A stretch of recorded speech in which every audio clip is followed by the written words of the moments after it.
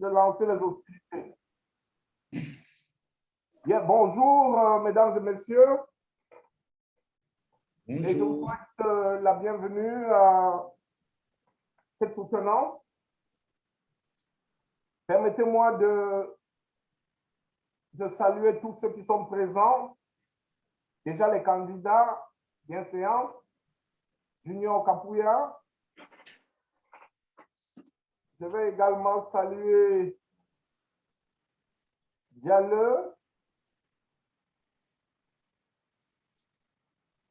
Sadel, Maître Bolanga, Rostan Senil qui arrive et tout le monde. Soyez les bienvenus. Alors, je commencerai par remercier le professeur Jean-Claude Ninteden, qui est en réalité le patron scientifique de l'Institut québécois des affaires internationales. Mais ce n'est pas à ce titre que je voudrais le remercier. Je voudrais le remercier pour l'impulsion que le professeur a donnée aux travaux de recherche et d'enseignement à l'Institut.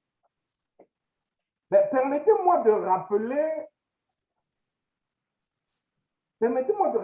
que c'est une chance pour nous de l'avoir au sein de l'Institut, parce qu'il est l'un des plus grands, l'un des éminents chercheurs africains spécialisés sur les questions minières en Afrique. Ils sont très rares en ce moment sur le continent. Et je veux même dire dans le monde. Ils sont très rares. Alors, il est l'un des chercheurs de haut niveau et donc nous avons la chance de l'avoir. Pourquoi c'est une chance pour nous de l'avoir? Simplement parce que la recherche portant sur les ressources naturelles en Afrique a connu un moment fort au lendemain des indépendances, c'est-à-dire en 1960. Et cette recherche était notamment menée au laboratoire d'anthropologie juridique de Paris par un certain Michel Alliot, qui était le mari de Madame Alliot, qui elle-même était ministre des Affaires étrangères sur Sarkozy. C'est donc le professeur Michel Alliot qui a porté ses études, mais sous le prisme du pluralisme juridique. C'est-à-dire la coexistence entre, notamment, le droit civil, le droit écrit moderne, et le droit coutumier africain. Alors donc, c'est sur cette dualité du droit-là que les études sur les ressources naturelles en Afrique ont porté. Et ce grand maître avait pour disciples, avait pour thésards, ceux qui sont aujourd'hui les maîtres de la discipline, et notamment le professeur Stanislas Melonnet, il était son directeur de thèse, et Étienne Leroy, Stanislas Melonnet malheureusement décédé, Étienne Leroy, lui, il est vivant, il a également eu pour maître de thèse ce Michel Alliot. Donc, ça reste des grands noms lorsqu'on parle des ressources naturelles en Afrique. Mais il faut dire que ceux qui nous ont dévancés, les pionniers, ont travaillé sur le pluralisme juridique et sur la terre essentiellement. Et peut-être les forêts aussi. Donc, il fallait attendre 2017. Et c'est là où le professeur Jean-Claude Ninteden entre en jeu, avec l'Institut québécois des affaires internationales, pour reprendre la recherche et qu'on va orienter cette fois-là sous l'angle de la pluridisciplinarité, c'est-à-dire que désormais, il n'y aura pas seulement le droit au cœur de l'examen des questions extractives ou des ressources naturelles.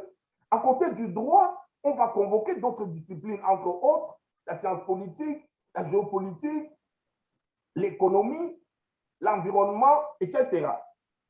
Donc, c'est la première impulsion. La deuxième impulsion, c'est qu'on va aller au-delà de la terre et des forêts pour explorer les mines et l'énergie. Donc, une double impulsion. Et c'est ça qui a été chapeauté, cette œuvre-là, qui est portée par l'Institut, a été chapeautée par le professeur Nintedem.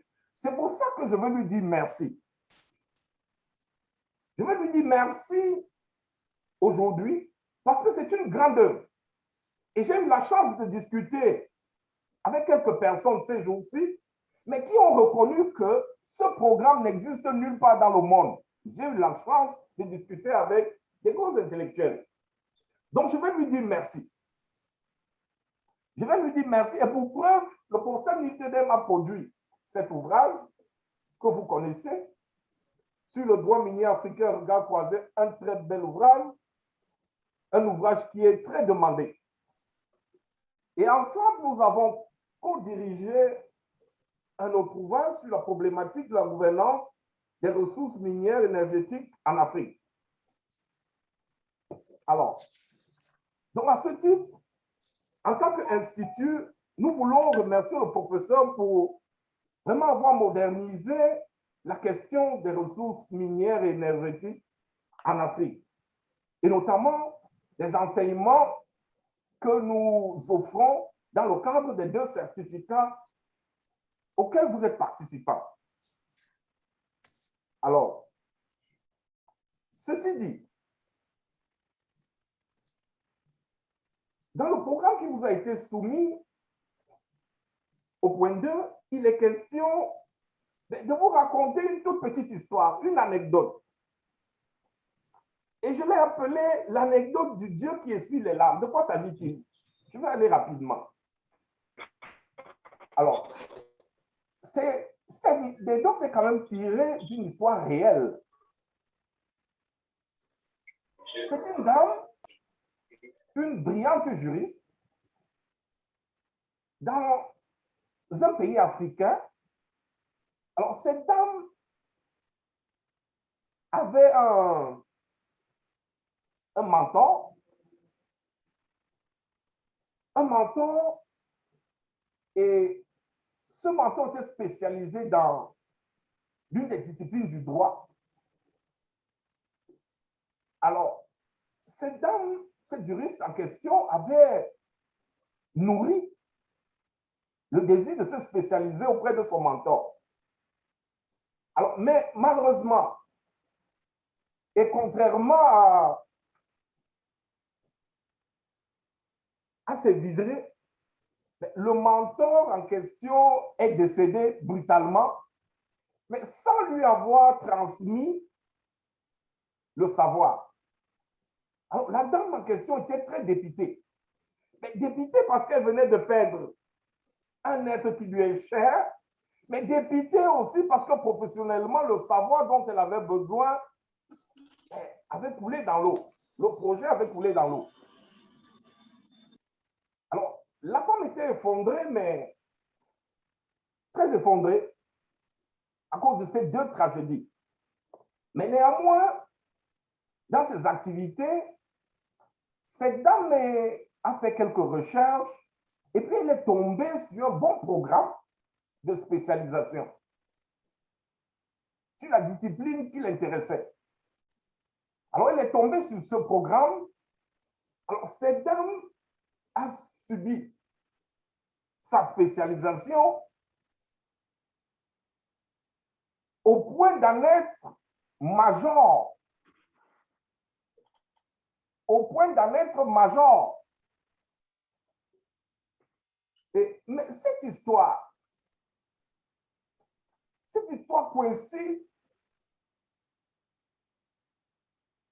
avec une autre histoire. C'est celle de l'Institut québécois des affaires internationales. Et cette femme, elle est présente ici. Et je vais donc l'introduire. Cette femme, c'est bien Séance,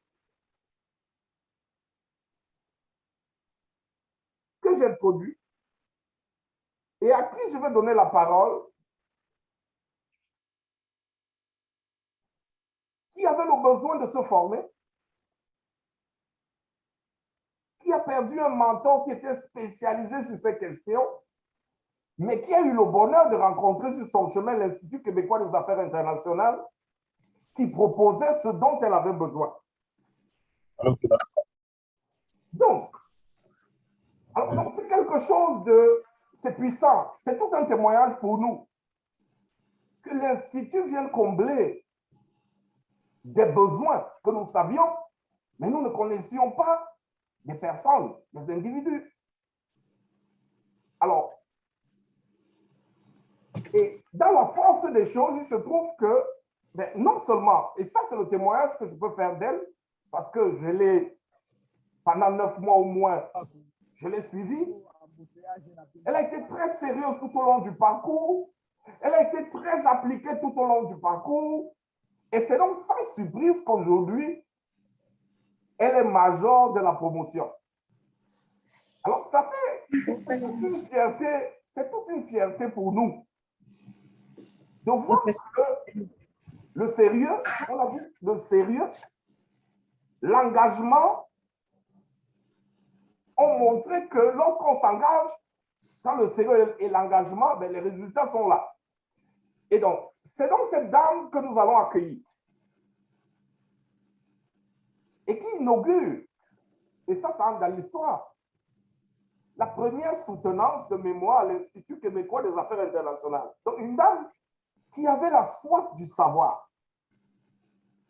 C'est donc pas un accident de l'histoire qu'elle se retrouve devant nous. Ce n'est pas un accident. Alors, je vais passer la parole donc à Maître Bienséance. On va lui donner 15 minutes.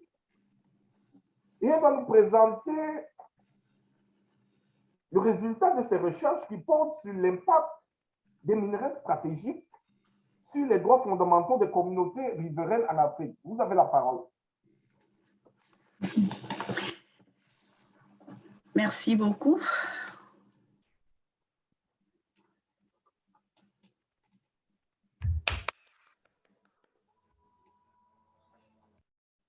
Je vous partage l'écran de ma présentation et je vous remercie, docteur. Je remercie le professeur Nitendem pour tout ce que vous avez fait pour cette opportunité. Je vais vous présenter pendant 15 minutes et j'espère que j'y parviendrai avec ma manière de parler. Mon petit travail avec Maître Junior Kapouya sur les impacts de minerais stratégiques sur les droits fondamentaux des communautés riveraines en Afrique. Le travail a été fait par Maître Junior et Bienséance, mais Maître Junior me donne la préséance de présenter ce plan que nous nous sommes mis ensemble, que nous avons conçu ensemble pour vous présenter l'essentiel de notre travail.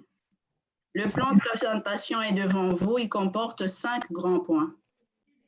Moi, je vous présenterai les 3 premiers et Maître Junior vous présentera les 2 derniers. Qu'est-ce qui a motivé notre recherche sur les minerais stratégiques? C'est parce que nous nous sommes rendus compte que l'Afrique, c'est un continent riche, connu de tous, mais dont la population est malheureusement très pauvre et ne profite même pas des retombées de ces minerais.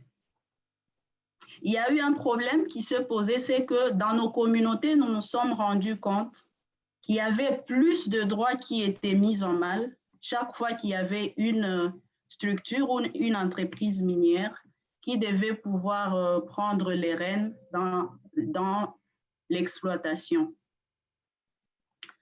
Et cette recherche a abouti à certains résultats, mais nous voudrions d'abord justifier pourquoi nous nous sommes posé la question. Ce n'est pas nous, il y a eu ceux qui l'ont fait avant nous, et il y a des éléments de recherche et des réponses que nous avons pu ensemble rassembler, et ces éléments sont contenus dans cette présentation.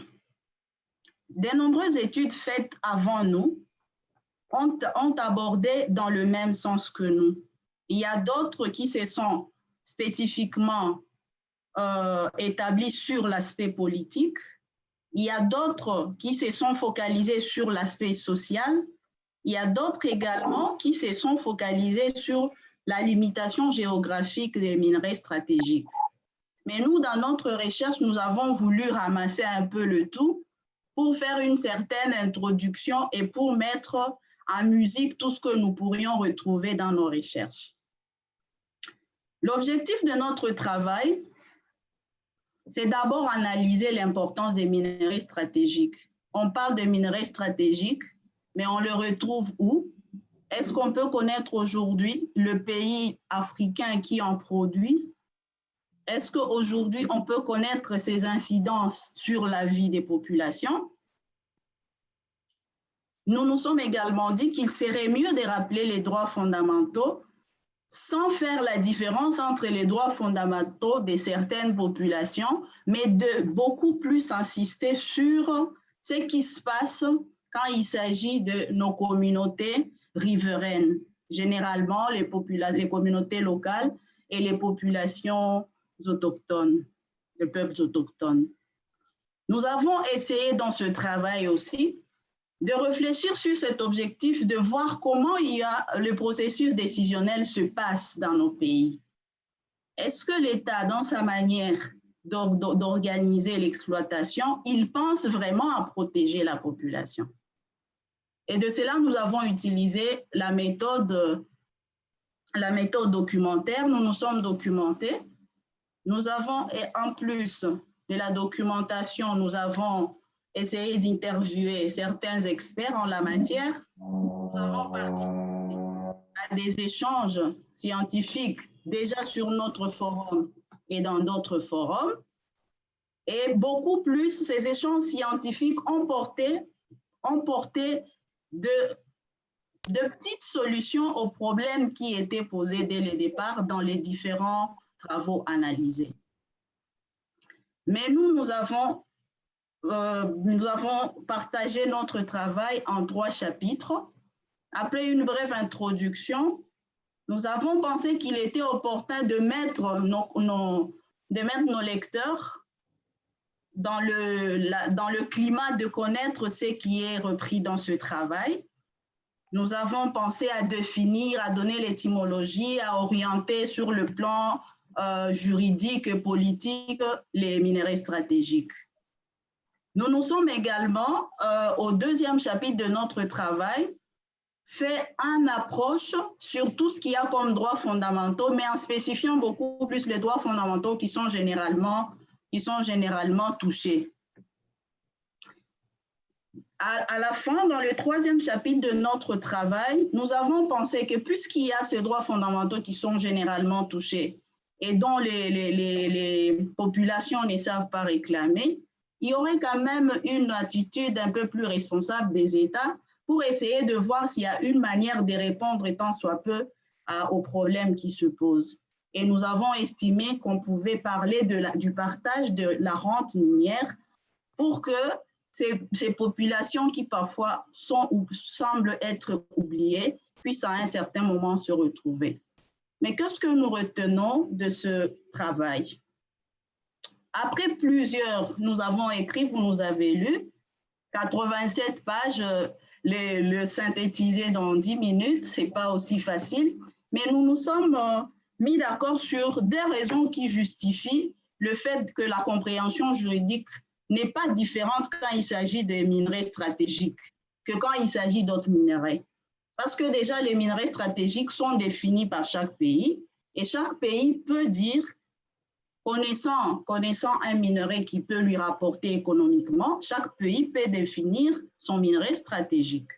Deuxième raison, nous avons vu que le minerai stratégique garde le même caractère. Ils permettent le développement économique. Il est plus rentable que tous les autres minerais. La compréhension politique, par contre, nous nous sommes dit que la politique, nos institutions, parfois, ils sont faibles et ils n'offrent pas ce que la communauté attend d'elles. Ça, c'était une réalité observée presque dans tous les États africains. Et nous avons rassemblé les faiblesses de tous nos pays ensemble. Vous nous lirez à cette page ici. C'est qu'il y a les faibles capacités techniques. Les connaissances sont limitées et où on ne sait pas nécessairement limité, mais on ne sait pas accompagner, on ne sait pas mettre au profit de la population et de l'État les connaissances qu'il y a.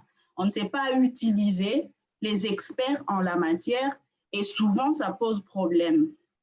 Il y a des faibles capacités de négociation. Parfois, ce sont des contrats léonins qui sont signés où les investisseurs étrangers gagnent beaucoup plus que les investisseurs nationaux. Il y a absence d'une vision d'ensemble de l'économie. Parce que moi, à mon avis, je pensais que pour qu'il y ait une force et une cohésion en Afrique, on devrait pouvoir travailler ensemble et définir les priorités de nos pays africains. Le chapitre 2 de notre travail, l'essentiel à y retenir, c'est que les droits fondamentaux découlent principalement des principes d'égalité, égalité des sexes, égalité devant l'impôt et représentent juridiquement les droits primordiaux pour l'individu. Ces droits sont d'abord assurés par l'État et dans un état de droit et de démocratie. Mais cette question qui se relève par rapport à ça, est-ce que vraiment nous dirons que certains de nos pays africains se retrouvent dans des états de droit où la démocratie règne? Dieu seul sait. Nous avons évoqué le droit à un environnement sain. Mais dans notre situation aussi, on sent que l'environnement sain est soit peut présenter deux réalités. Elle peut être prise comme un droit naturel, tout comme elle peut être prise comme un droit de l'homme tout court. De ce pas-là, je vous enverrai à lire ce que nous propose Barry par rapport à ce droit à un environnement sain. Droit d'accès aux ressources naturelles. Nos pays africains sont sur des mines d'or, des mines de diamants. Ils sont connus mondialement comme étant les plus riches. Mais est-ce qu'ils ont accès par rapport à tout ce qui se passe? Dans ces chapitres, nous avons également discuté un peu plus des communautés riveraines parce que chaque fois quand on parle communautés riveraines, on les dissocie alors qu'ils vivent les mêmes réalités. C'est pour ça que nous y sommes revenus un peu largement pour essayer d'expliciter les communautés locales et les peuples autochtones. Ils ont le même traitement. Les conséquences maintenant qui ont fondé pratiquement notre réflexion, c'est qu'on sent que dans la plupart des pays africains, on est riche, mais la pauvreté bat son plein. Elle est très répandue et indiscutable. Il y a les inégalités sociales. On privilégie beaucoup plus le travail masculin que le travail de femme. Là, si j'insiste, ça sera une discussion peut-être interminable. Il y a les conditions féminines, les conséquences sur la condition de la femme. Il y a l'impact sur la santé et l'emploi. Par rapport à la santé, excusez-moi, par rapport à la santé, il y a par exemple les gens qui inhalent dans les espaces où on exploite les minerais, les gens inhalent des produits toxiques. Parfois, ça peut envoyer aux avortements répétés, aux enfants mal formés, aux maladies cardiaques. On les a vus, on a lu ça dans beaucoup de documents et on a vu dans un des villages du Mali dans lesquels les populations ont été interviewées. Les conflits sociaux n'en sont pas moindres. Et moi, je viens d'un pays où l'Est de la République démocratique du Congo est un théâtre de conflits, carrément, parce que là, c'est pratiquement la richesse, il ne faut pas laisser les gens calmes, il faut profiter, et donc il faut tout le temps qu'il y ait des guerres, il faut tout le temps que les gens soient mal à l'aise. Ça existe et ce n'est pas du nouveau. L'impact sur l'économie. Généralement, là où il y a exploitation minière, on penserait que ça serait réussir à 100%, les populations seront financièrement bien stables, mais en tout cas, on s'est rendu compte que ça n'a pas été le cas et c'est très décevant dans des États où on a une si grande richesse. Bref, les disparitions, les violations de tout genre, la déforestation, l'érosion, les érosions, la dégradation de l'air sont de conséquences qu'on peut avoir sur les êtres humains. Et donc, nous pensons à ce niveau que tout ça mis ensemble, nous ne saurons pas dire que les droits fondamentaux de nos communautés riveraines sont respectés chaque fois quand il y a exploitation et chaque fois quand on veut bénéficier des retombées des minerais stratégiques. Je vous remercie parce que moi, j'ai été chargée par Maître Junior de présenter les 2 premiers chapitres et celui qui nous fera l'honneur de présenter le chapitre qui suit avec une conclusion. Merci. Je reste ouverte à toutes les questions qui nous seront posées. Très bien, Maître Junior Kapouya, vous avez la parole pour la suite de la présentation.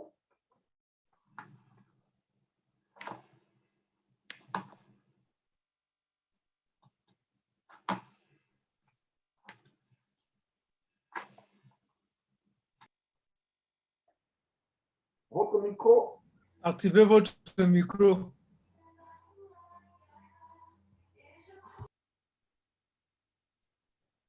C'est bon, on me suit? Oui. Voilà. Oui, je disais merci, professeur. Merci à Maître Bienséance. Je disais que ce n'était pas facile de parler à la suite de son major de promotion, puisque bon, s'il faut essayer de l'égaler, il faut multiplier les efforts fadis. Mais bon, Maître Bienséance m'a fait l'honneur de me laisser présenter la dernière partie de l'exposé, qui comporte le chapitre 3 ainsi que la conclusion.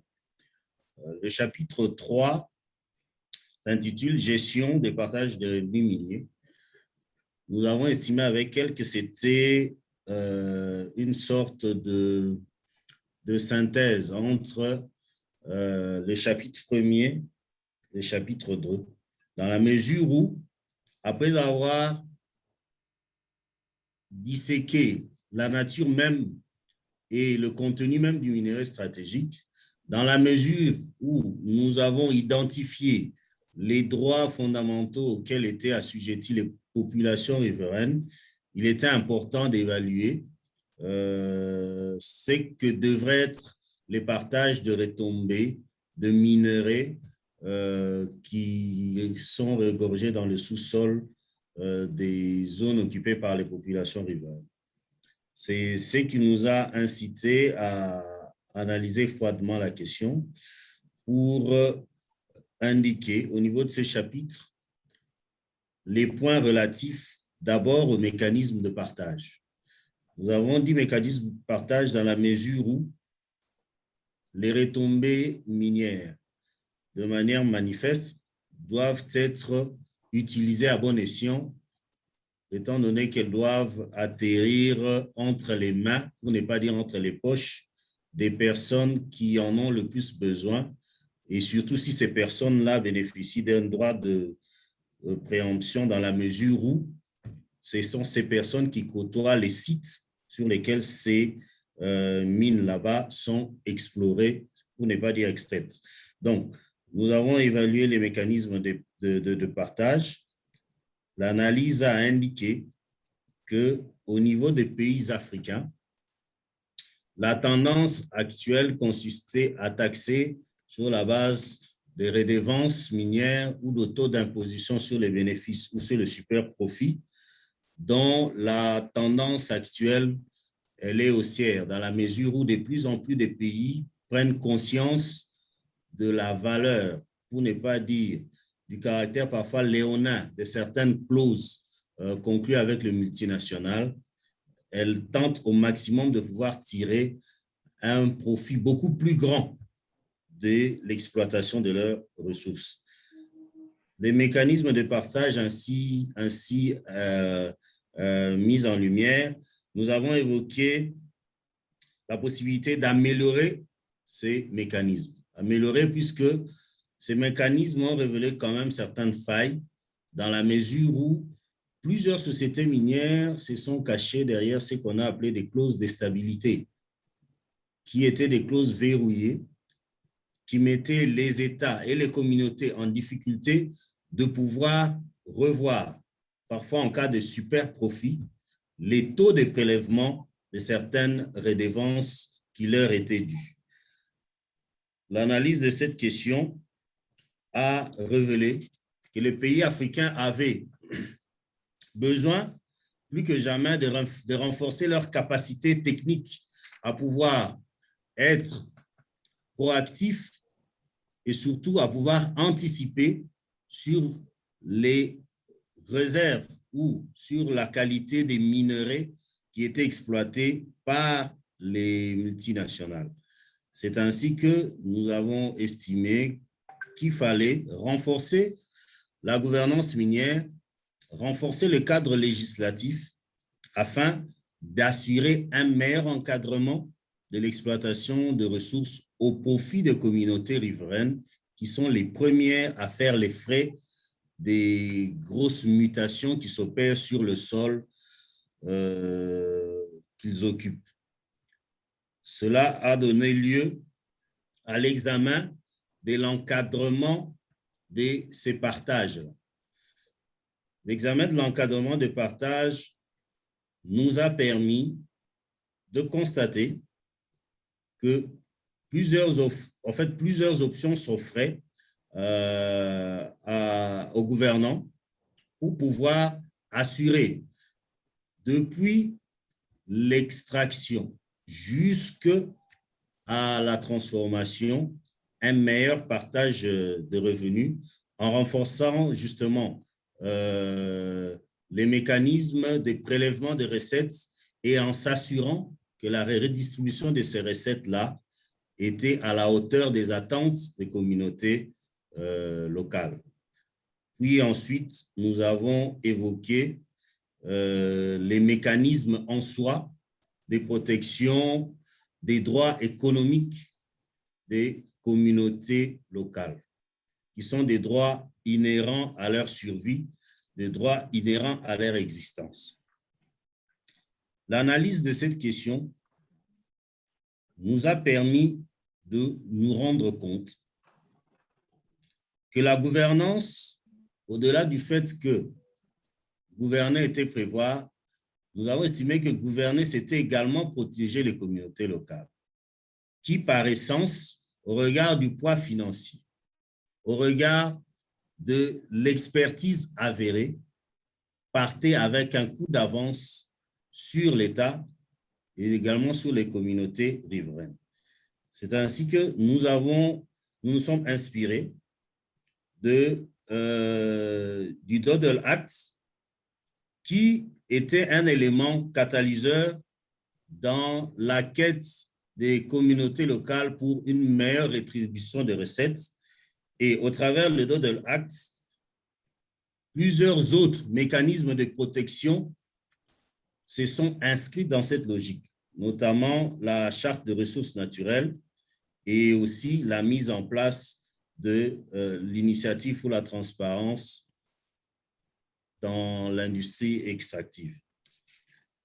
Nous avons mis le doigt sur la charte des ressources naturelles, puisque nous avons considéré que les 12 préceptes qu'il évoque et qui le consignent sont à la hauteur des attentes des populations locales, dans la mesure où elle permet de cerner de manière assez évidente les besoins et les préoccupations des populations en rapport avec le droit d'accès aux ressources, en rapport avec les retombées de l'exploitation des ressources, en rapport avec le renforcement des capacités ainsi que une meilleure appréhension de la valeur et des opportunités qu'offrait l'exploitation de ces ressources. Bref, à pouvoir maîtriser le processus à la fois décisionnel, mais aussi le processus de transformation de ressources pour une meilleure utilisation. À cela est venu en appui l'initiative pour la transparence dans l'industrie extractive, qui en sorte demeure la sentinelle des opérations minières sur les zones qui les produisent, qui aujourd'hui a acquis ses lettres de noblesse dans la mesure où elle met en musique à la fois les gouvernants, à la fois les sociétés d'exploitation, les multinationales, mais également la société civile, et s'assure des bénéfices effectués par les sociétés minières, mais également de toutes les sommes payées par ces sociétés-là en termes de taxes et de redevances, et veille à ce que ces sommes-là, versées dans le trésor public, puissent être utilisées de manière efficiente en évitant toute tentative de corruption, en renforçant tous les mécanismes pour prévenir toute forme d'évasion fiscale, pour conclure par le fait que il est certes et il est tout à fait juste de penser que l'Afrique continue à patauger dans ce que nous tous nous avons évoqué comme étant un paradoxe d'un continent qui regorge en son sein ou dans son sous-sol des richesses phénoménales, mais qui contraste avec une population extrêmement pauvre. Nous avons posé des diagnostics qui consistaient à examiner la fragilité de l'État au regard des puissances des multinationales. Le constat a fait état de l'ignorance, pour ne pas dire de l'incapacité des populations à pouvoir s'approprier de la chaîne de production de ressources minières qui pour autant font partie des zones qu'ils occupent, et que seul un renforcement des mécanismes de contrôle, des meilleures politiques de pouvoir public en termes de redistribution des ressources pourrait arriver à gommer ces disparités-là afin d'éviter qu'elles puissent prendre des proportions de plus en plus criantes.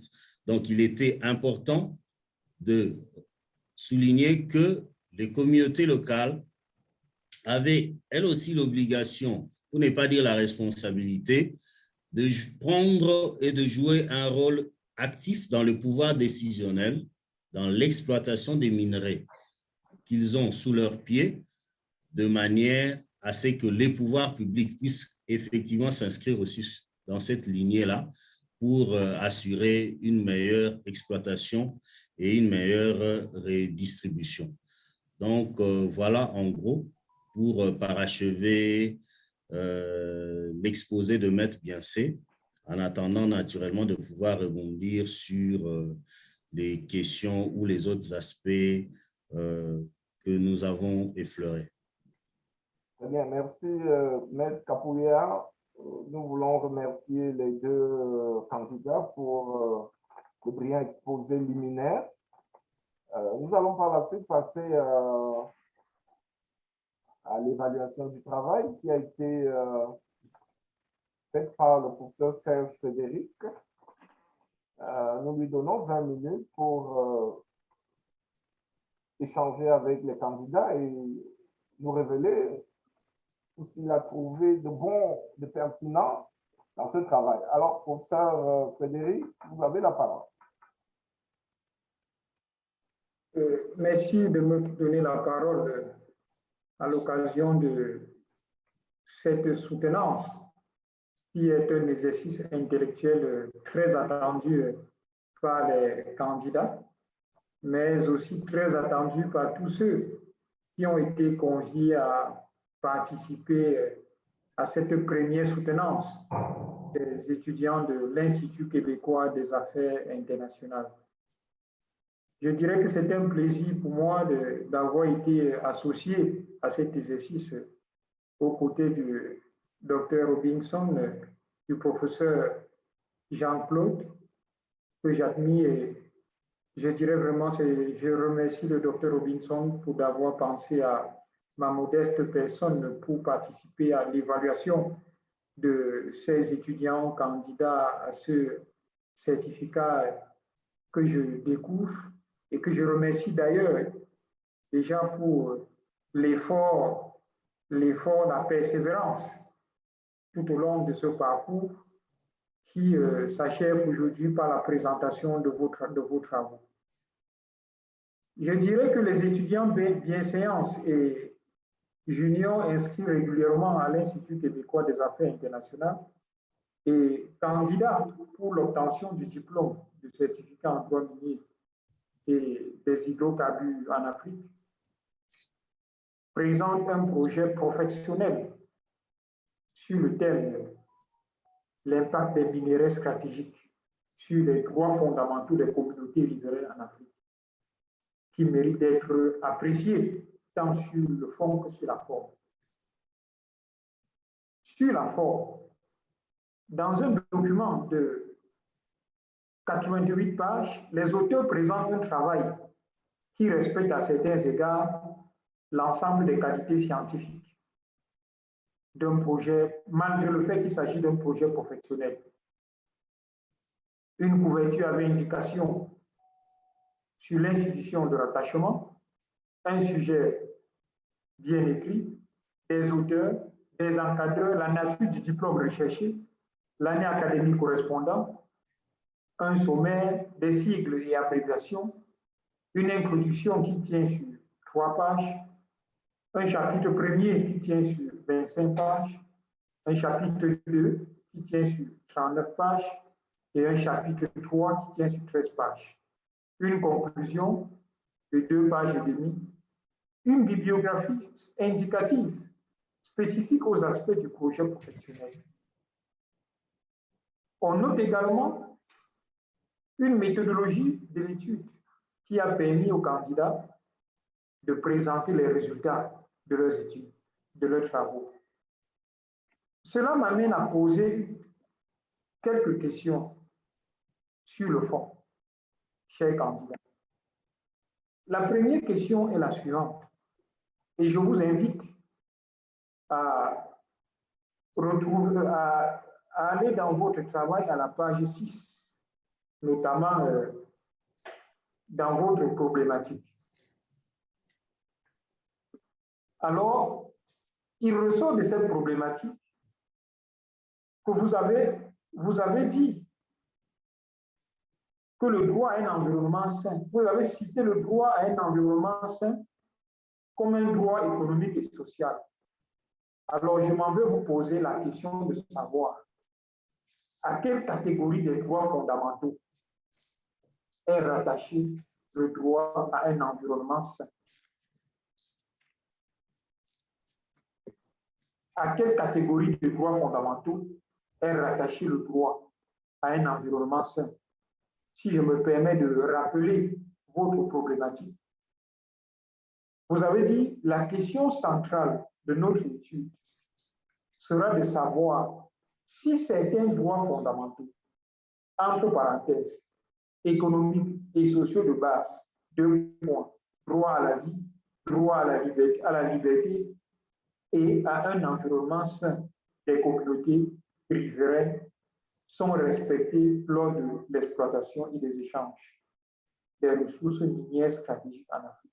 Alors, à quelle catégorie des droits fondamentaux est rattaché le droit à un environnement sain?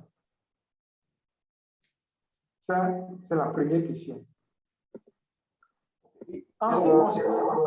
Il va poser toutes ces questions et vous allez répondre par la suite. Oui. La deuxième question. Vous présentez un projet professionnel. Alors, un projet, cela signifie que au terme de vos travaux, on attend de vous un plan de mise en œuvre.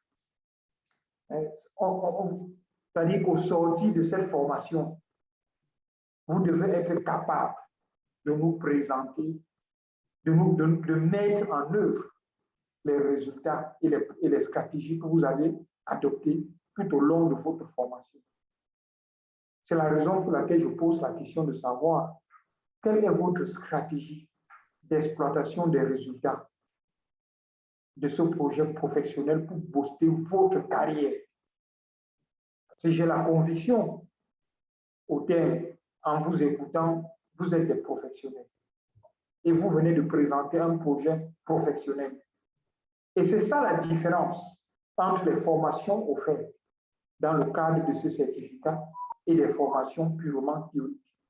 Alors, il y a une alliance, il y a une adéquation entre la théorie et la pratique. Maintenant, vous présentez un projet, un travail professionnel. Quelle est donc la stratégie d'exploitation? Comment allez-vous mettre, dites-nous comment au sortir de ce certificat, vous entendez mettre, exploiter les résultats pour booster votre carrière professionnelle. Alors, monsieur, je m'arrête à ces deux questions. Très bien. Merci, monsieur le rapporteur. Merci. Alors, les candidats vont répondre, c'est comme vous voulez, l'un ou l'autre. Vous commencez par la question qui...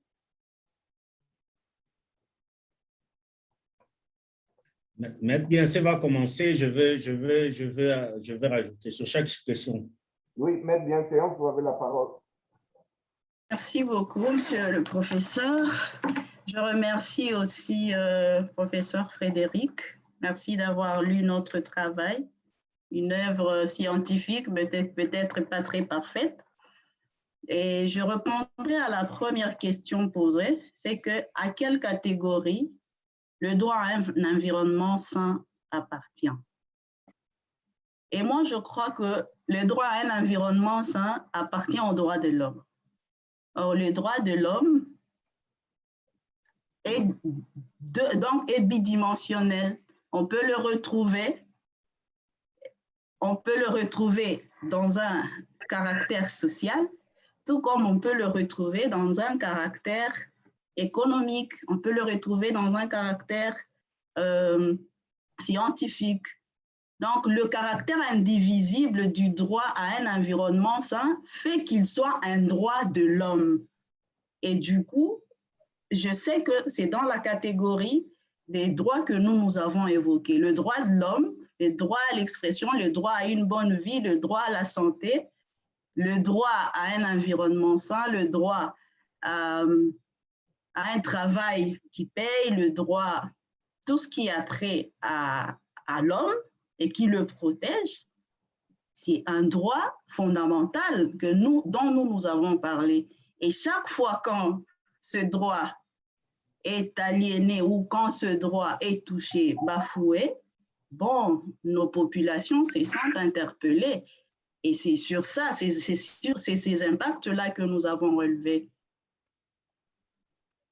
Par rapport à la deuxième question, c'est que ce travail a été fait dans un but bien précis.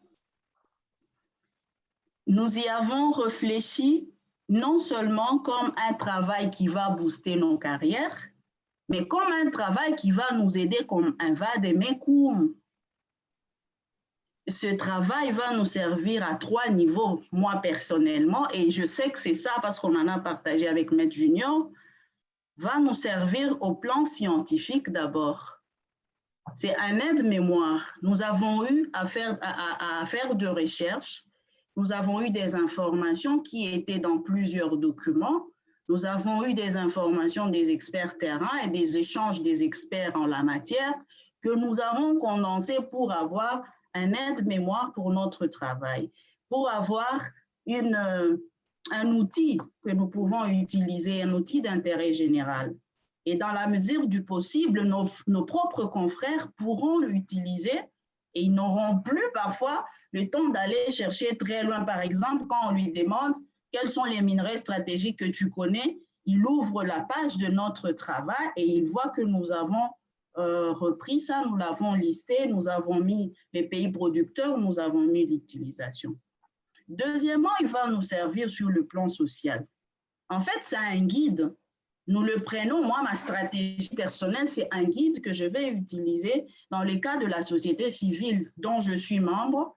Je suis membre de AFIAMAMA, je suis membre des unions des jeunes avocats. J'ai eu la latitude de diriger. C'est un guide que j'utiliserai pour essayer d'orienter les demandes, pour essayer d'orienter les questions que peuvent poser les communautés quand il s'agit de leurs droits qui sont bafoués. C'est entre autres, quand une nouvelle entreprise vient s'installer sur les terres, comment essayer de négocier, à qui faire référence et comment essayer d'orienter les différentes conditions. Troisièmement, ce travail va nous servir comme un guide politique, pourquoi pas? Déjà, nous sommes des avocats. Moi, personnellement, ça fait 12 ans, c'est ma 12e année. Nous avons eu des dossiers dans lesquels on ne savait pas trancher parce qu'on n'avait pas un avis d'un expert du cadastre minier, parce qu'on n'avait pas un avis d'un expert en matière du ministère de Mines. Et du coup, avec ce travail, nous pouvons nous donner la fierté de le présenter en tant qu'une œuvre qui peut être utilisée, une œuvre à laquelle on peut recourir. Ça, c'était purement théorique, mais sur le plan pratique, moi, je me suis donné le devoir de les présenter à mes confrères, non seulement du cabinet, mais à mes confrères de nos associations. Et bon, c'était la bienvenue, tout le monde voulait prendre part à cet exercice de présentation, mais je me suis dit non, je ne peux pas me mettre sur cette route si je ne sais pas que j'ai déjà la bénédiction des aînés qui doivent d'abord évaluer ce travail. Voilà un peu en quelque sorte les réponses que je peux y apporter. Excellente réponse. Oui, alors, oui, dans la droite ligne de réponse de Maître Biancé, qui était assez exhaustif. Alors, s'agissant de la question en rapport avec l'appartenance du droit à un environnement sain, je suis entièrement d'accord avec Maître Biancé, mais je voudrais juste ajouter que je considère pour ma part que le droit à un environnement sain, c'est le droit de la consécration, le droit de l'aboutissement, puisque c'est au fait le couronnement de la combinaison des autres droits. Quand vous prenez l'environnement pris au sens large, vous avez la zone géographique, vous avez l'atmosphère. Alors, lorsque vous avez une zone géographique et une atmosphère qui est saine, ça voudrait dire que ça a été conditionné par un certain nombre d'autres droits qui sont passés avant, qui ont mis en place un développement économique qui vous permet de cohabiter ou d'habiter dans un espace relativement propre en termes d'environnement. Donc, c'est un droit qui est conditionné par la mise en place des autres droits fondamentaux. Alors, s'agissant de la deuxième question, personnellement, c'était déjà un défi pour moi-même. J'étais allergique à tout ce qui était relatif aux mines, mais j'y ai pris goût. Alors, au-delà, j'approuve entièrement ce que Maître Bienséance a dit, puisque non seulement nous partageons la même profession et que sur la base de cette formation, nous allons je veux me faire personnellement l'ambassadeur de la cause de communautés riveraines en rapport avec les brimades parfois dont ils sont des victimes. Au-delà de ça, comme moi, comme par hasard, je suis aussi responsable d'une association de jeunes avocats comme Maître Bienséance. Nous allons diffuser le même message auprès des confrères pour qu'ils comprennent qu'il y a une nouvelle variante du droit qu'il va falloir creuser, qui offre des belles perspectives, surtout que nous occupons un pays dont les ressources minières ne sont plus à démontrer. Plus au-delà, je vais quand même essayer de voir personnellement la possibilité de pouvoir intégrer à partir d'ici à Kinshasa l'ITIE RDC pour apporter ma petite contribution en rapport avec les connaissances acquises afin d'essayer de voir comment faire bouger les choses dans les mouvements associatifs de protection et de préservation des droits des communautés. Donc, voilà, à titre personnel, comment j'entends mener ce combat-là pour la promotion et la valorisation des droits de ceux qui souffrent le plus des exploitations minières. Très bien. Merci pour ces réponses. J'ai comme l'impression que le professeur Serge Frédéric veut rebondir parce que c'est un spécialiste des droits de l'homme, mais je vais surtout donner la parole au professeur Jean-Claude Télem, puisque la question du droit à un environnement, c'est une question qui est très fine. Et donc, le professeur Nintedem aura l'occasion de remettre les pendules à l'heure quant à cette notion, professeur. Il faut d'abord que Frédéric finisse. Est-ce que Frédéric a évacué toutes les questions? Non, je n'ai pas encore fini. Voilà. Merci, professeur, de me donner... Non, allez-y, Frédéric, évacuez. Vous êtes le rapporteur. Faites le travail du rapporteur. J'y reviendrai. Alors, je dirais que je vais rebondir par la dernière intervention en disant que je suis satisfait de la réaction de M. Junior qui pour moi peut être comme un point focal du suivi de la mise en œuvre, du suivi des résultats de ce certificat, parce qu'en tant qu'avocat, se spécialiser désormais dans la défense des communautés, se comporter comme ambassadeur des communautés riveraines en cette matière, ce serait très bien. C'est ce pourquoi, parce qu'une formation comme celle qu'il vient de suivre n'aura effectivement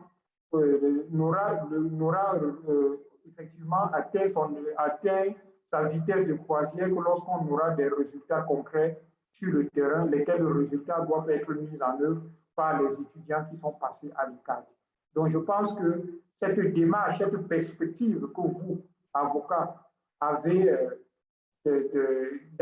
qui consiste en la mise en œuvre de manière pratique de cette formation sera bienvenue. Mais je reviens donc sur la question de la catégorie du droit à un environnement sain.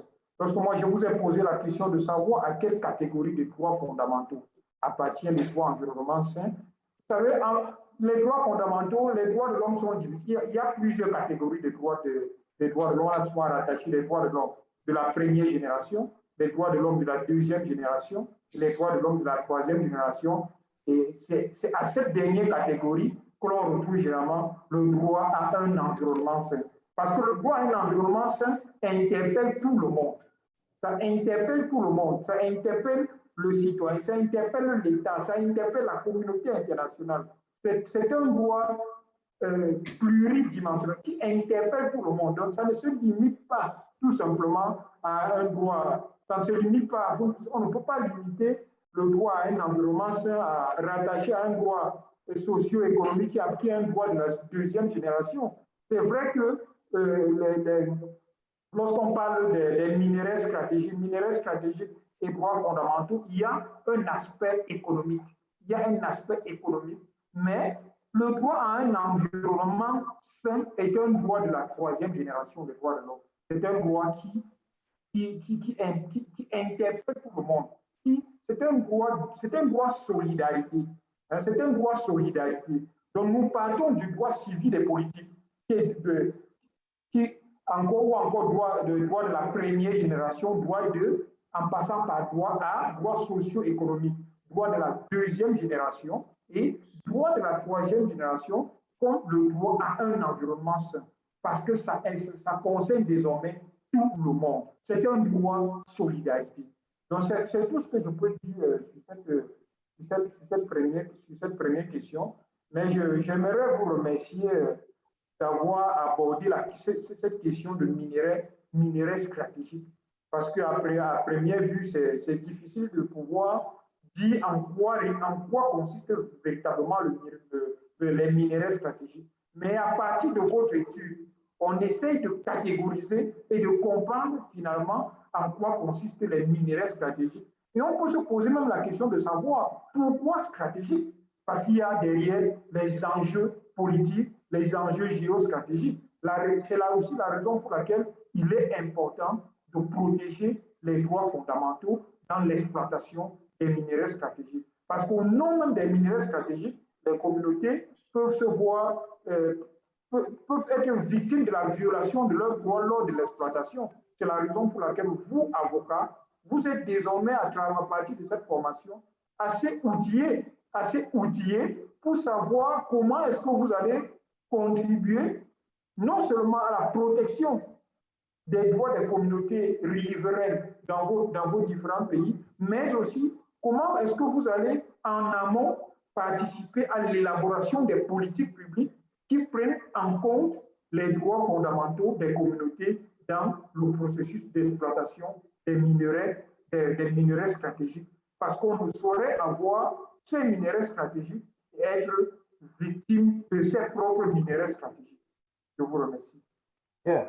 Merci pour cette excellente intervention. Et donc, sur ce point, le professeur Nintedem, qui a autorité scientifique, va clore la discussion sur ce point. Professeur, vous avez la parole. Merci beaucoup. Je vais commencer par dire merci à, vous m'excuserez d'utiliser le prénom, à dire merci à Bienvenue et à Junior, parce que, vous voyez, je suis un peu ému. Ému parce que, à un moment donné, je me suis posé la question de savoir si notre aventure arriverait un jour à bout. Parce que c'était un risque. Voilà. Et Robinson, qui a de bout en bout engagé l'aventure, a fait appel à notre association pour qu'on accompagne ensemble cette aventure. À un moment donné, je me suis posé la question. Première année, nous avons à peine 4 étudiants. Pour vous dire la vérité, c'était très difficile parce que financièrement, on était presque dans l'impossibilité, en dehors des ressources propres, de pouvoir couvrir la charge de la mission à laquelle nous nous sommes engagés en demandant aux uns aux autres de s'inscrire. À la deuxième année, l'effectif a subitement gonflé. Pour vous dire la vérité, et ce qui, à un moment donné, nous a davantage donné de l'espoir. Donné de l'espoir parce qu'on a compris que de plus en plus des jeunes Africains, et pour l'essentiel des avocats africains, parce que j'ai envie de dire, les premières personnes à qui nous nous adressons comme porteurs du projet de formation à l'intérieur de l'Institut québécois des affaires internationales,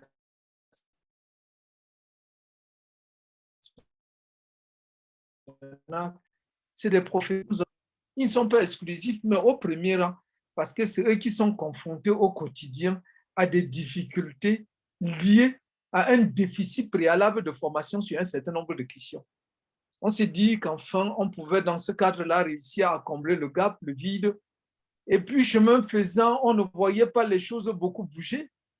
On a douté de nous-mêmes, mais on est resté courageux parce que quand vous croyez en ce que vous faites, quand vous êtes confiant en ce que vous faites, vous vous dites, ça va finir par, la mayonnaise va finir par prendre. Et je crois que le temps nous a donné raison. Parce qu'aujourd'hui, vous me voyez dans toute l'émotion.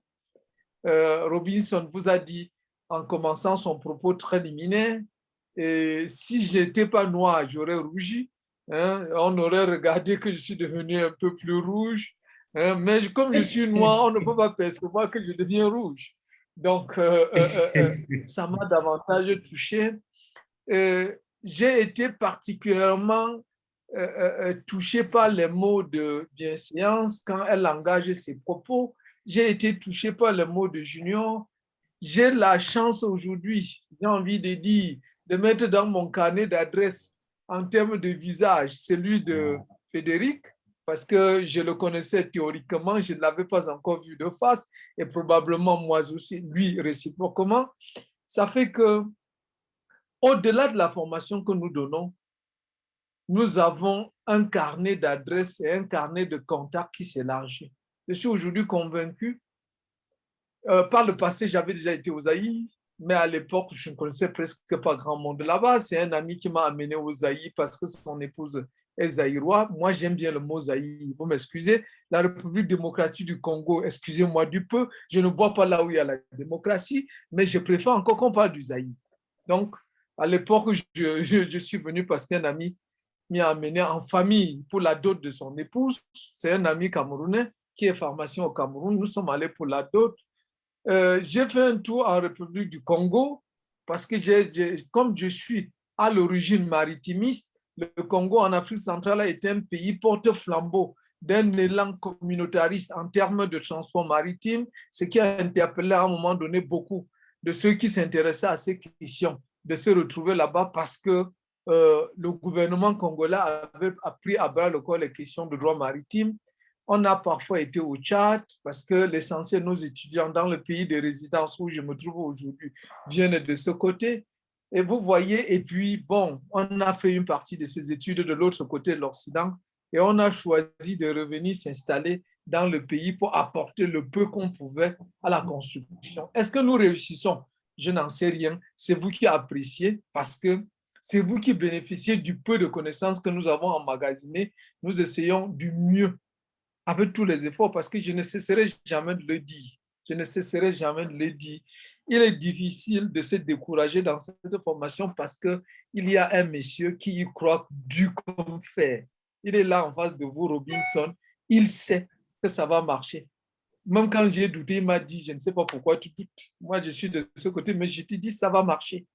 Et comme j'ai appris à croire, sans qu'on soit éternellement dans un monde de devin, j'ai appris à croire et à poser des actes. Parce qu'en posant un certain nombre d'actes, ça vous permet de fortifier vos croyances. Et au jour d'aujourd'hui, je suis un homme, j'ai envie de dire, comblé. Je ne pouvais pas. En ce moment, c'est à l'heure, il est presque 19h40. En ce moment, c'est à 7h que je devrais arriver à la maison. Et tant que je ne suis pas à la maison, je ne peux pas me connecter. Parce que si je vous dis la galère que nous traversons quand on est à l'université, du fait de délestage, il n'y a pas de lumière.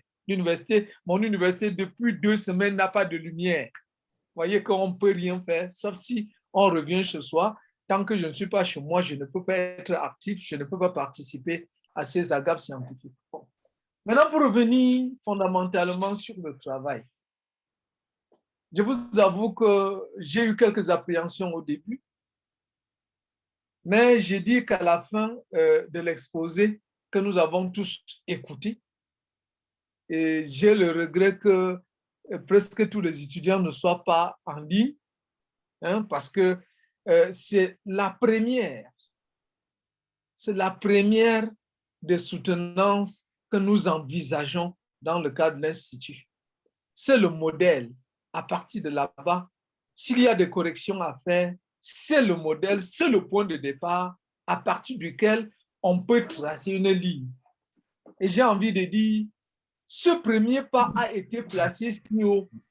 Je voudrais pouvoir interpeller ceux qui viendront après de ne pas nous décevoir, de ne pas descendre le curseur un peu plus bas, de faire des efforts pour placer davantage le curseur plus haut, parce qu'il est déjà haut, de mon point de vue, pour des professionnels. Frédéric vous a dit quelque chose. Vous avez présenté aujourd'hui un projet professionnel qui est fondamentalement différent d'une recherche académique. Mais seulement ce qui est impressionnant, c'est que dans la démarche de présentation d'un projet professionnel, vous avez concilié à la fois une démarche professionnelle et une démarche académique. Dans le projet professionnel, nous nous attendons à ce que vous déclinez les méthodes de recherche. On sait tout simplement, nous sommes allés sur le terrain, voilà ce que nous avons constaté, voici les problèmes, et voilà ce que nous proposons comme des solutions. C'est tout. C'est ce que nous avons l'habitude de voir dans les projets personnels, mais vous êtes allé très loin. Le curseur, c'est pour ça que je dis que le curseur a été placé très haut. Dès l'introduction, on a engagé avec la définition des expressions et des termes. Quand on prend votre mémoire, on est satisfait de savoir ce que c'est qu'un minerai stratégique, que vous avez d'ailleurs opposé au minerai critique. Et ça, c'était très pertinent. Vous n'avez pas dit dans votre exposé. Et moi, j'aurais bien aimé que ce soit dit, parce que le minerai stratégique s'oppose à une autre catégorie. Et c'est ça qui fait leur particularité. C'est ça qui fait la particularité. Vous avez ensuite, vous voyez, je prenais énormément de notes, vous avez délimité votre sujet, mais je n'ai pas été totalement satisfait de la délimitation, tout simplement parce que vous avez envisagé trop grand. Dans le cadre d'une sous-région, dans le cadre d'un pays, mais vous l'avez vu dans le cadre de l'ensemble d'Afrique, ce qui a poser de temps en temps des petits problèmes parce que pour nous autres francophones, on a un problème à intégrer les réalités du monde anglophone. Ils n'ont pas la même perception des choses que nous. Et c'est pour ça que des questions qui se posent chez nous en termes de type de clause ne se posent pas de la même façon chez les anglo-saxons. Ils ont des mécanismes particuliers leur permettant de construire leur démarche, leur cadre, leur environnement juridique contractuel, qui n'est pas fondamentalement celui des germano-romains. Ensuite, j'ai été très satisfait de voir que vous avez dégagé la méthode. Je l'ai dit, vous avez justifié votre sujet. Vous nous avez dit pourquoi vous êtes intéressé à la question des minerais stratégiques. Parce qu'il s'agit pour l'essentiel de celles les plus exploitées d'une part et de celles qui contribuent le plus à l'économie des États.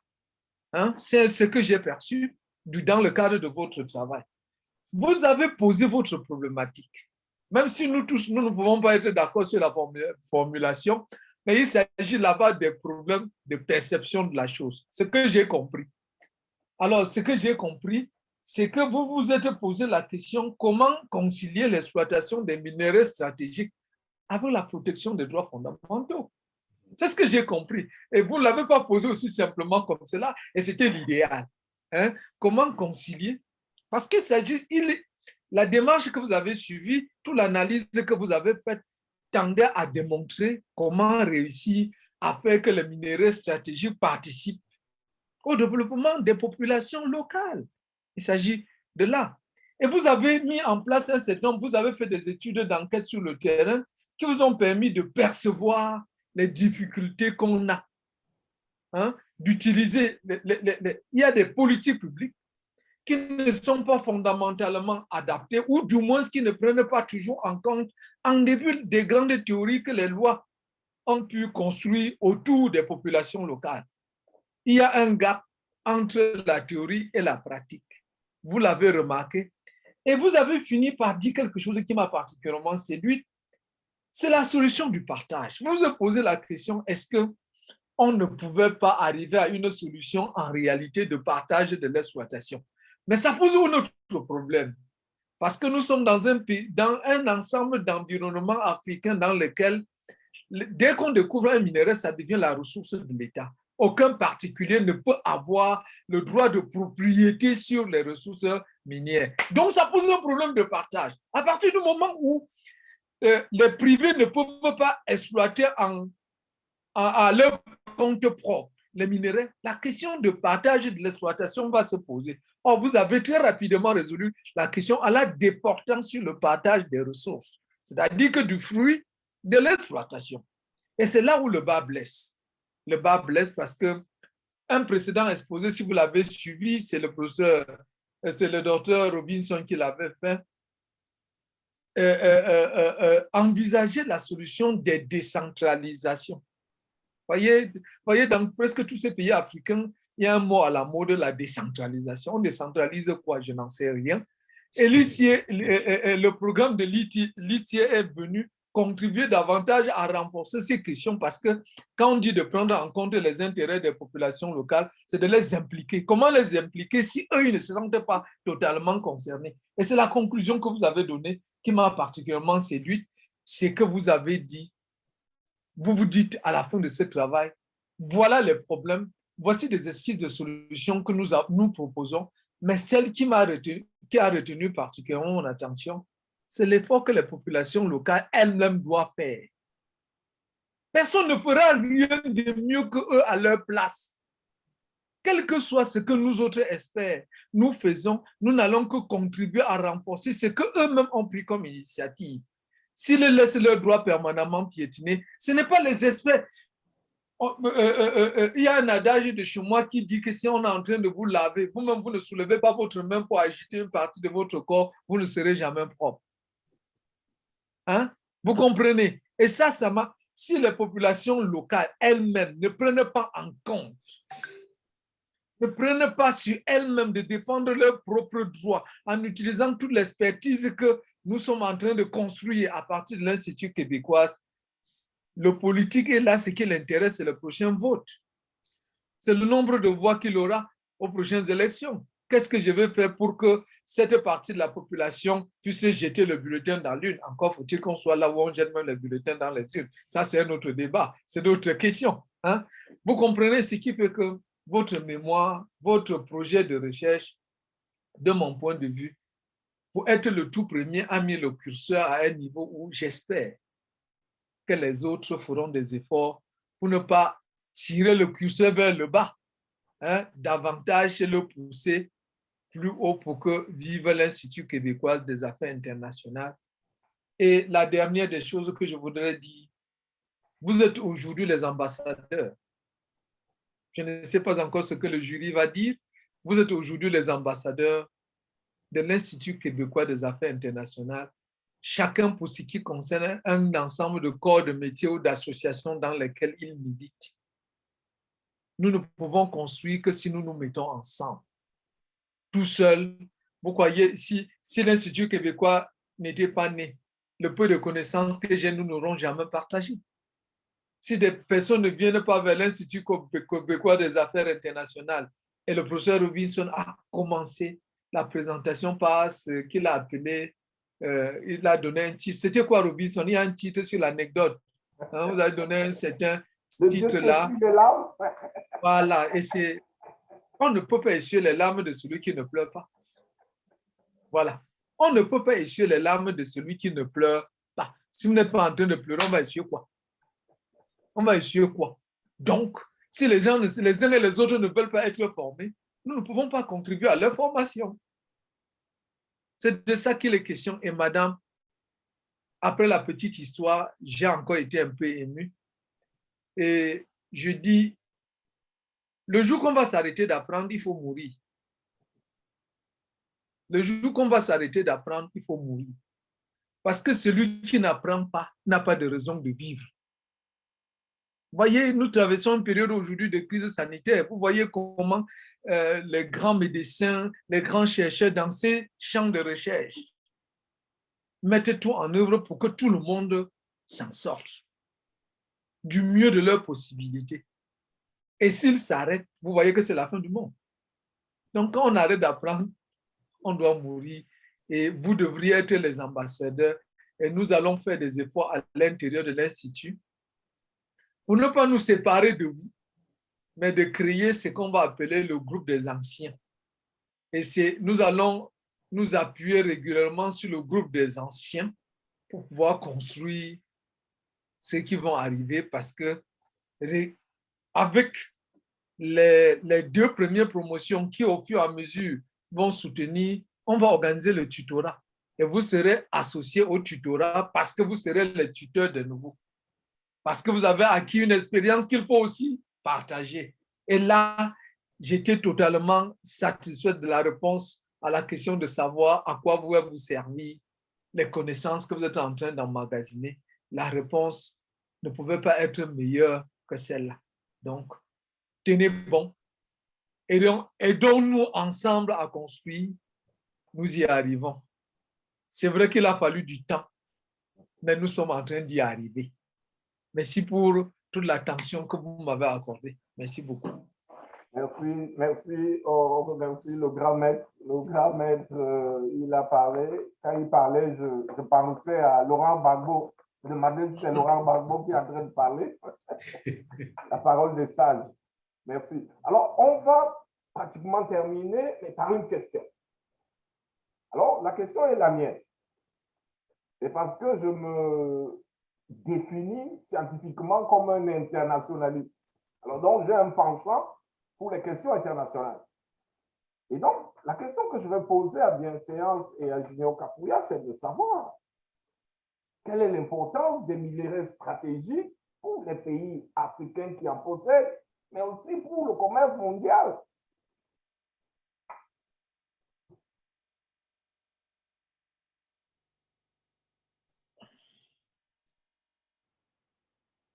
Merci, docteur, pour la question. Maître Junior, tu peux commencer, comme ça je te complète au cas où. Il n'y a pas de souci. Alors, docteur, merci. Alors, l'importance du minerai stratégique pour les pays qui en possèdent et pour le commerce international, c'est ça, hein? Oui.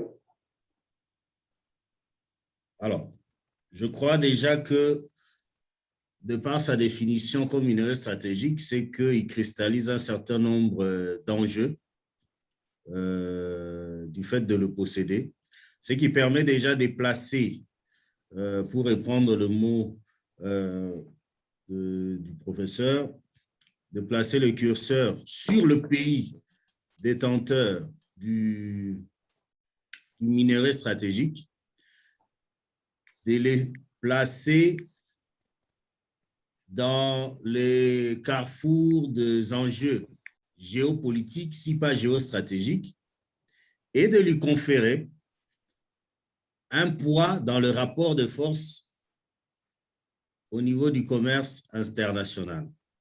Pour la petite histoire, on nous a appris que notre pays, à l'époque, avait suscité un intérêt grandissant pour le monde occidental lors de la Seconde Guerre mondiale, puisqu'on avait appris que le Congo recelait d'uranium. Et certains même disent que l'uranium qui a permis à ceux qu'on fabrique la bombe atomique qui a été larguée au niveau du Japon venait du Congo.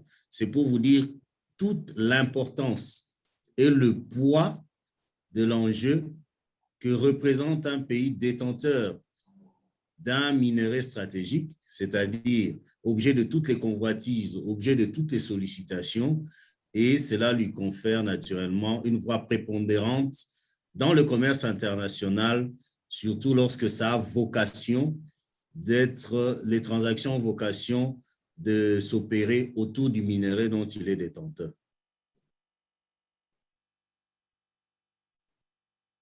Bien, c'est on va compléter la réponse.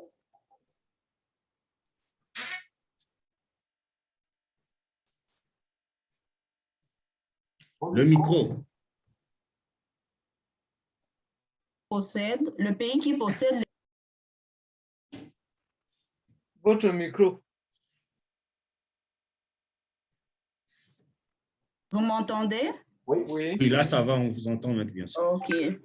Je disais que le pays qui possède les minerais stratégiques est incontournable sur le plan international parce que non seulement sur le marché, il sera le plus fort, il peut faire la loi au cas où il y a une bonne gestion, mais il peut facilement attirer beaucoup d'investisseurs et du coup, il gagnerait dans ce cadre-là. Donc, pour les pays africains, les sols sur lesquels les minerais sont exploités, ça devient un continent où tout le monde pourra venir puiser des efforts. Et même les États-Unis, par exemple, ils viendraient chercher, et ils viennent souvent, ils viendraient chercher, par exemple, du cobalt de la RDC, de l'or du Ghana ou de l'Afrique du Sud.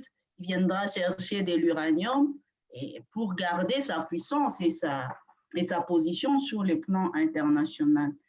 Et aussi, s'il y a une bonne gestion de ces minerais stratégiques et de toutes les retombées, facilement on sera développé. Il n'y aura plus la question d'une Afrique pauvre qui regorge de minerais de grande envergure. Non, cela pourra permettre la stabilisation économique de l'Afrique. Et pour le monde, moi je crois en tout cas que c'est pratiquement une occasion d'enrichir le monde entier. Et le monde pourra se ressourcer sur notre continent mère. Voilà, moi, ma petite réponse par rapport à cette question. Merci. Alors, on est vraiment dans le domaine d'expertise du professeur Itedem. Je ne sais pas s'il va laisser passer cette question sans dire un mot. Tout en étant d'accord que l'acronyme déjà stratégique est suffisamment illustrative de l'impact et de l'incidence de ces minerais sur le commerce international. Quand on dit stratégique, ça vous donne une place prépondérante, comme vient de dire les deux candidats. Au-delà de ça, mais il ne faut pas regarder la médaille que d'un seul côté. Hein? Vous regardez la médaille d'un seul côté, il y a le revers. La République démocratique du Congo est devenue le chantre des guerres à cause des minerais stratégiques. Ce n'est pas des Congolais qui se font la guerre. On ne fabrique aucune arme au Congo. On ne fabrique pas les armes en République démocratique du Congo. La République démocratique du Congo, les gens bataillent pour être dans des zones de minerais stratégiques pour avoir des financements nécessaires pour conquérir le pouvoir. C'est le revers de l'affaire. Okay. Que de s'occuper des populations qui sont riveraines, que de s'occuper du peuple congolais, ceux qui ont un peu plus. Et ils sont manipulés. Il faut dire les choses de la manière. Dans le champ des relations internationales, dans le champ du commerce international, à la fois ces minéraux participent au développement, devraient participer de manière stratégique au développement, mais sur le terrain pratique, nous découvrons et nous constatons avec beaucoup de regrets que c'est devenu la source de tensions. Des tensions entre les superpuissances qui veulent tous s'installer dans ces pays détenteurs de ces minéraux, parce que quand vous regardez la situation, par exemple, en République centrafricaine, on a aujourd'hui, du point de vue stratégique, la présence des soviétiques qui tentent de faire partie les Français. Du côté de la République démocratique du Congo, pendant longtemps, Mobutu avait reposé. C'est pour ça qu'il y a encore les Antananov en République démocratique du Congo. L'avion qu'on appelle Antananov, c'est les avions utilisés par la Russie pendant la Seconde Guerre mondiale. Exact. Voilà. On trouve encore ça. On a découvert, les minéraux stratégiques ont créé la grande zone de sous-développement en République démocratique du Congo. Pourquoi? Parce que les différentes provinces de la République démocratique du Congo ne sont pas reliées entre elles par des routes. On ne peut les relier que par des avions. Tout simplement parce que Mobutu avait mis en place une stratégie empêchant. Il s'est dit que s'il crée des routes, ça va faciliter la circulation des opposants qui vont venir conquérir le pouvoir. Donc, du point de vue des relations internationales, les minéraux stratégiques sont à la fois une aubaine et une source de problèmes. Voilà ce que je peux dire pour compléter à l'attention de tous les réponses qui ont été données par nos candidats. Merci beaucoup, prof.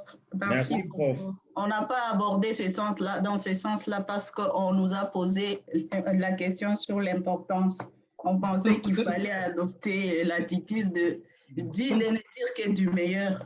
Très bien. OK. Ben, écoutez, à ce stade, il me semble que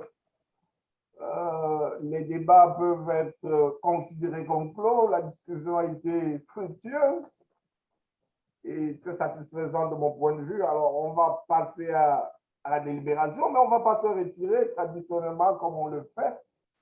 Alors, je vais simplement demander au professeur Frédéric est-ce qu'il approuve ces deux candidats à l'issue de cette soutenance?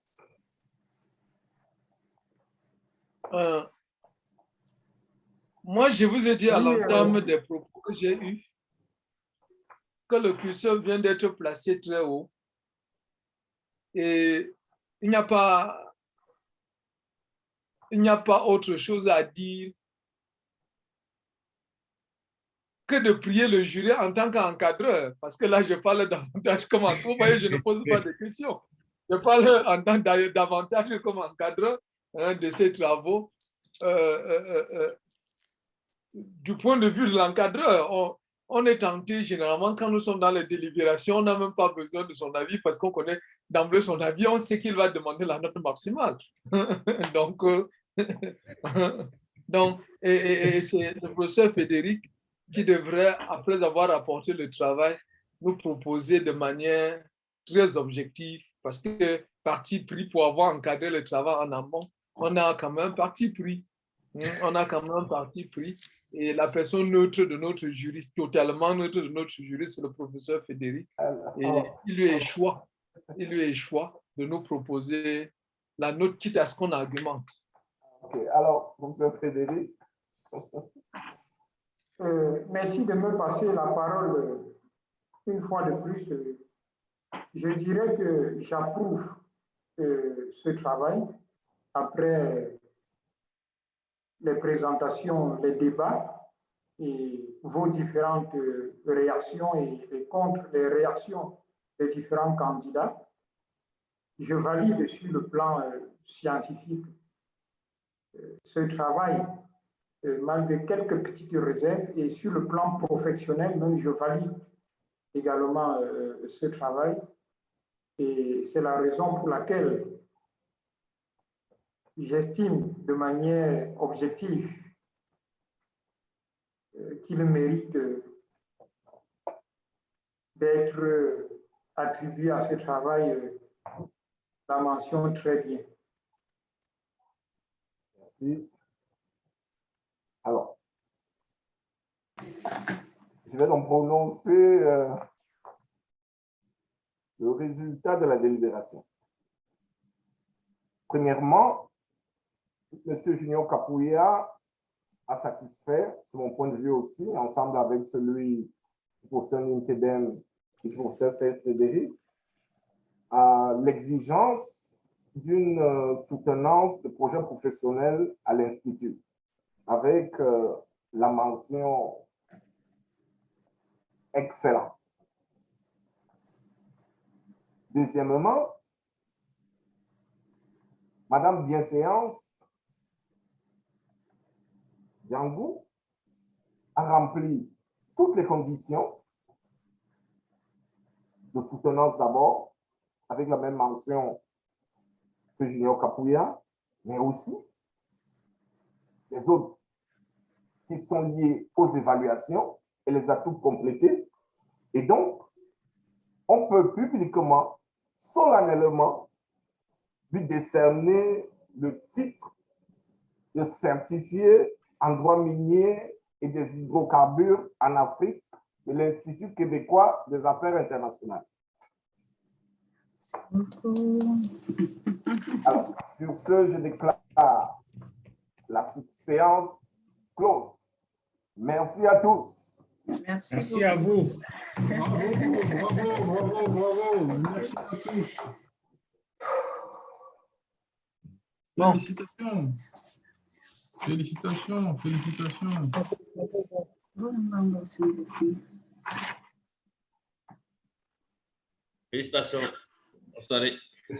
beaucoup. Merci à tout le monde. Merci pour le soutien également et pour les échanges. Merci.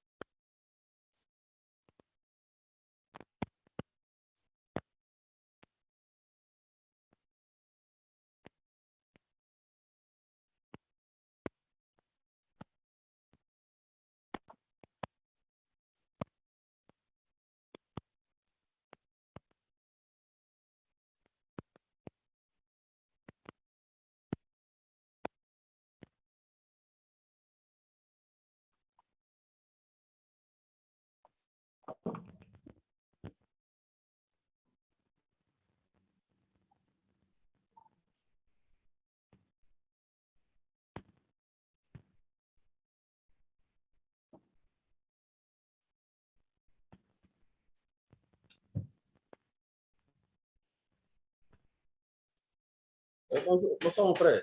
J'accuse toutes les excuses en conférence. J'accuse le section de message.